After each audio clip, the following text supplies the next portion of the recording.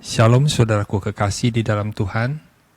Pada renungan pagi hari ini, kita masih tetap membahas seri tentang lahir baru, di mana pada tema hari ini, kita mulai membahas peranan Roh Kudus di dalam kelahiran baru kita sebagai seorang Kristen, sebagai seorang anak Allah. Semoga renungan pagi hari ini tetap bermanfaat buat saudara. Kiranya Roh Kudus tetap memimpin kita untuk kita lebih dalam lagi mengerti firman Tuhan. Mari sama-sama kita berdoa terlebih dahulu. Tuhan tolong kami agar saat kami merenungkan firman-Mu, Tuhan sungguh beri hati kami hati yang sungguh ingin mau belajar dan taat kepada kehendak-Mu. Tolong Tuhan di dalam kelemahan setiap kami, agar kami benar-benar Tuhan mau berserah di dalam pimpinan Roh Kudus-Mu. Kiranya Engkau menolong setiap kami. Di dalam nama Yesus kami berdoa. Amin. Di seri sebelumnya, pada saat kita membahas tema konsep lahir baru, kita sudah membahas 2 seri, yaitu seri yang pertama, kekristenan bukan agama, dan seri yang kedua, kita bisa terkurung dalam konsep yang salah tanpa merasa salah arah. Jadi 2 tema di seri sebelumnya ini sangat penting untuk kita mulai memahami seri selanjutnya, yaitu tentang peranan Roh Kudus di dalam kelahiran baru kita sebagai anak Tuhan, anak Allah. Nah, pada seri yang kali ini yang kita mau bahas, yaitu Injil intinya mengajarkan kita untuk lebih fokus percaya pada hal-hal yang rohania. Jadi di seri yang pertama ini, di dalam pembahasan kita tentang peranan Roh Kudus di dalam kelahiran baru kita sebagai seorang anak Allah, yaitu yang kita mau bahas, Injil intinya mengajarkan kita untuk lebih fokus percaya pada hal-hal yang rohania. Saudara, mengapa saya katakan demikian? Pertama, sedikit kita membahas ulang di tema dari seri yang sebelumnya, yaitu konsep agama dengan konsep kekristenan bedanya di mana. Jadi konsep agama menuntun kita untuk fokus hanya kepada perintah Tuhan. Yaitu jikalau kita ingin mempunyai hubungan yang baik dengan Tuhan, maka kita harus melakukan perintah Tuhan. Jadi agama itu mengajarkan kita memberikan tuntunan tentang firman Tuhan. Jadi fokus kita kepada perintah Tuhan dan bagaimana kita harus taat kepada perintah tersebut. Tetapi di dalam konsep kekristenan yang mau ditekankan, yaitu bukan hanya perintah Tuhan, tapi kita diajar untuk melihat dari sisi lain, yaitu bagaimana hubungan kasih kita dengan Tuhan. Bagaimana kualitas hubungan kita dengan Tuhan. Jadi bukan hanya sekedar perintah Tuhan yang kita taati, tetapi kita diajar untuk memperhatikan kualitas hubungan kita. Itu kenapa di dalam konsep kekristenan kita diajarkan pada poin yang kelima, yaitu seharusnya kita tulus membalas kasih Tuhan. Ini yang menjadi fokus hidup kita. Ingat, konsep kita mempengaruhi tindakan kita. Jadi tindakan kita sebagai seorang Kristen harusnya fokus mulai kita memperhatikan hubungan kasih kita dengan Tuhan. Kualitasnya sudah seberapa banyak, sudah seberapa jauh. Tapi di dalam agama sangat sulit untuk membuat kita berpikir ke arah sana. Apa yang agama bahas di dalam konsep agama itu hanya berkisar tentang perintah Tuhan itu apa saja. Dan kalau kita melanggar perintah Tuhan, maka apa akibatnya? Tapi kalau dalam konsep kekristenan kita akan banyak membahas, banyak menggali tentang kualitas hubungan kita dengan Tuhan. Contohnya sama seperti Tuhan Yesus mengajar bahwa kalau perintah agama, hukum Taurat, mengajarkan kita jangan membunuh. Tetapi Yesus mengajarkan bagaimana kualitas hubungan kita dengan Tuhan dan sesama manusia. Bukan hanya memperhatikan tidak membunuh, yang secara kasat mata kita bisa orang lain bisa ketahui. Tetapi Yesus mengajar kita memperhatikan kualitas batin kita, hati kita, kasih kita kepada Allah dan kepada manusia. Yaitu kalau kita di dalam hati kita menyimpan rasa dendam atau keinginan untuk mencelakai orang lain, itu pun sudah dikategorikan sebagai tindakan membunuh. Jadi beda sekali. Nah, konsep agama itu memang mengarahkan kita taat kepada perintah Tuhan, tetapi tidak menyelesaikan masalah utama, yaitu kita manusia yang mempunyai hawa nafsu, dosa, atau mempunyai ego yang berpusat pada diri kita. Jadi kita sangat sulit sekali lebih memperhatikan apakah Allah disenangkan dengan tindakan kita. Apakah Allah berkenan dengan perbuatan kita? Apakah hidup kita menyenangkan hati Allah? Sulit kita untuk berpikir ke arah sana, membahas topik-topik tentang apa saja yang berkenan ke hati Allah, apa saja yang menyenangkan hati Allah. Kita sulit untuk berpikir ke arah sana. Karena apa? Kita sudah terkurung dengan dosa, terkurung dengan hawa nafsu kita, ego kita. Ya kita hanya fokus, pokoknya saya taati perintah Tuhan, tetapi kita menyadari banyak perintah Tuhan, yaitu di dalam perintah agama, tidak sepenuhnya bisa kita lakukan. Tetapi karena ego kita, maka kita hanya menilai bahwa yang penting kan saya ada berbuat. Tidak sempurna ya tidak apa-apa, Tuhan kan tahu. Nah inilah yang membuat kita sebenarnya tidak akan mungkin seperti kata Tuhan Yesus, kasihilah Tuhan Allahmu dengan segenap hatimu. Bagaimana dengan segenap hati kalau kita masih berpusat pada diri sendiri, menilai menurut ukuran sendiri? Bagaimana kalau kita masih memberi diri kita ruang kompromi terhadap dosa, terhadap perintah-perintah Allah yang sulit, yang tidak bisa kita lakukan, tetapi kita memberikan rasa aman buat diri kita sendiri, rasa sepertinya apa? Ya Tuhan pasti terima kita apa adanya. Jadi sesungguhnya agama tidak menyelesaikan masalah kita dengan Tuhan. Karena kalau kita mau mengikuti konsep hidup yang benar di hadapan Tuhan seperti yang diajarkan Tuhan Yesus, maka kita harus mulai melihat dari satu masalah yang paling pokok, paling inti, yaitu keberadaan kita yang berdosa. Betapa kita begitu sudah jauhnya hubungan kita dengan Tuhan. Inilah yang di dalam kelahiran baru yang Roh Kudus mau tolong kita. Betapa pentingnya peranan Roh Kudus. Banyak orang Kristen hanya apa? Hanya berhenti pada poin yang keempat ini, yaitu dia tahu Tuhan mengasihi dia, tapi dia lupa bahwa dia seharusnya membalas kasih Tuhan, memperhatikan kualitas hubungannya dengan Tuhan. Memang beribadah ke gereja, ikut ibadah, tetapi dia tidak bisa lagi memperhatikan kualitas ibadahnya.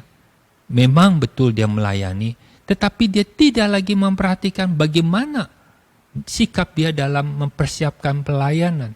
Dia hanya melihat perbuatan yang kelihatan saja, secara permukaan saja bahwa sudah melakukan hal itu. Itu yang konsep agama tekankan. Yang penting kamu ada beribadah. Yang penting kamu ada berkorban.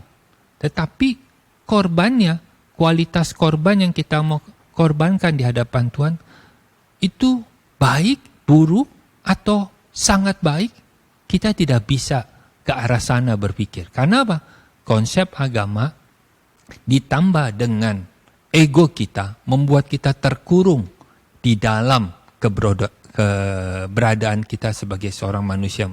Itu yang Paulus ajarkan, yang saya sudah bahas di seri yang pertama tentang konsep hidup baru, ya, tentang kekristenan bukan agama, dan kita bisa terkurung dalam konsep yang salah tanpa merasa salah arah. Nah, perhatikan di sini bahwa sekali lagi, di sinilah kalau kita berbicara tentang lahir baru, peranan Roh Kudus sangat penting. Karena Roh Kuduslah akan membuat kita untuk benar-benar bisa hidup mengasihi Allah. Nah, kita perhatikan, kita mulai dari hal ini. Hubungan antara Abraham dengan Allah didasarkan oleh iman. Dan pada saat Abraham beriman kepada Allah, Allah mengucapkan janji akan memberikan berkat bukan hanya kepada Abraham, tapi kepada keturunannya. Dan lewat satu keturunan dia, yaitu yang dikatakan Galatia 3 ayat 14-16, yaitu Yesus, maka Allah benar-benar menyatakan berkatnya yang sudah dijanjikannya itu. Tetapi banyak orang Kristen berbicara tentang berkat yang Allah mau berikan kepada Abraham ini, berkat yang mana? Berkat ini bisa berkat jasmani, bisa berkat rohani. Tetapi kalau lihat dari Galatia 3, itu sudah jelas bahwa Allah ingin menyatakan berkatnya yang sudah dinyatakan lewat kepada Abraham, lewat satu keturunan yaitu Kristus. Dan berkat itu yaitu Roh Kudus. Dan akan diterima kepada orang Yahudi dan juga orang non-Yahudi. Dan orang non-Yahudi yang percaya kepada Kristus, yaitu kita orang Kristen, yang percaya bahwa Kristus adalah pernyataan kasih Allah itu. Jadi kalau kita lihat di Galatia 3 ayat 2 dikatakan, kita menerima Roh Kudus. Ini tidak ada hubungannya karena kita taat hukum Taurat, hukum agama, tetapi karena kita percaya dengan Injil yang memberitakan bahwa Yesus mati di kayu salib, menyatakan kasih Allah di saat kita masih berdosa, tidak mengerti kehendak Tuhan, tidak mengerti kasih Tuhan. Disitulah kita mau menyatakan iman kita. Itu kenapa orang di Kristen harus mengikuti iman Abraham. Dan iman Abraham itu imannya seperti apa?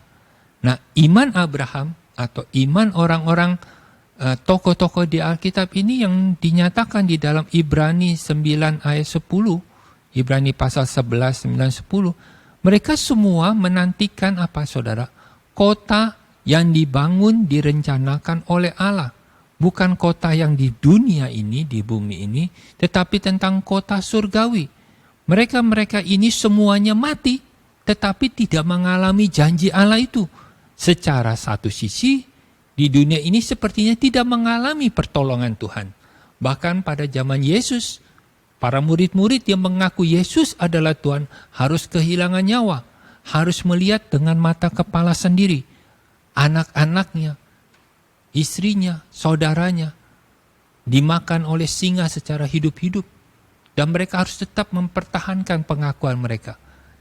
Ya, mereka sesatu sisi sepertinya tidak mendapatkan apa-apa pertolongan Tuhan. Tetapi mereka semua merindukan tanah air, yaitu tanah air yang di sorga.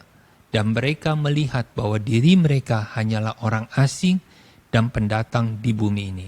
Ini sangat sulit. Bagaimana mungkin bisa kita mempunyai pengertian seperti ini, mempunyai pendirian, prinsip seperti ini, kalau bukan Roh Kudus mulai bekerja. Inilah peranan Roh Kudus di dalam hidup kita. Dan orang Kristen harusnya juga mengalami hal ini. Karena yang dikatakan lahir baru, yaitu ada beberapa komponen, ada beberapa hal yang terjadi. Ada beberapa poin, tema yang perlu kita mengerti.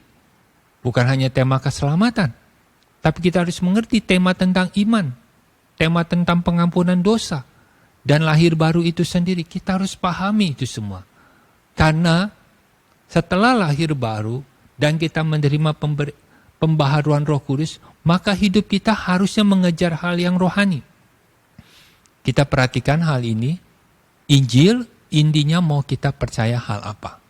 Kalau saudara baca di dalam 1 Petrus pasal yang pertama 3-5, kemudian Efesus pasal 1 ayat 18-21, kita semakin mengerti.